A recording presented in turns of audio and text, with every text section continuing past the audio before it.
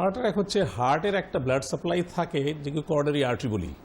ওই করোনারি আর্টারির মধ্যে যদি ব্লকেজ চলে আসে, গ্র্যাজুয়ালি কোলেস্ট্রল জাতীয় জিনিস জমা হয়ে আস্তে আস্তে করে একদিন হঠাৎ ওখানে একটা রাপচার হয়ে একটা প্লাক ক্লট হয়ে আর্টারিটা যদি টোটালি বন্ধ করে দেয়, তো একটা এরিয়া হার্টে ব্লাড সাপ্লাই পাবে না, ওটা ড্যামেজ হবে, ওটাকেই আমরা হার্ট অ্যাটাক বলি।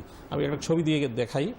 এখানে দেখছেন হার্ট একটা আছে, হার্টে যে ব্লাড সাপ্লাই আছে এখানে লাল যে শিরাগুলো সেগুলো করোনারি আর্টারি। সেই করোনারি আর্টারি যদি ক্রস সেকশনে দেখি আস্তে আস্তে করে ফ্যাট জাতীয় জিনিস ওখানে জমা হতে থাকে বেশিরভাগের লোকের যাদের হার্ট ডিজিজ ফিউচারে হয়। এই আস্তে আস্তে ওভার দি ইয়ার্স আস্তে আস্তে বাড়তে থাকে, বাড়তে বাড়তে একদিন এরকম আসে যখন এই উপরে যে কাভারিং প্লাক আছে, যে কাভারিং ক্যাপ, ওটা রাপচার করে যায়, আর রাপচার করে ওর ভিতরে এক ক্লট ফর্মেশন হয়ে যায়। এই ক্লট ফর্ম হয়ে পুরো আর্টারিটা বন্ধ হয়ে যায়।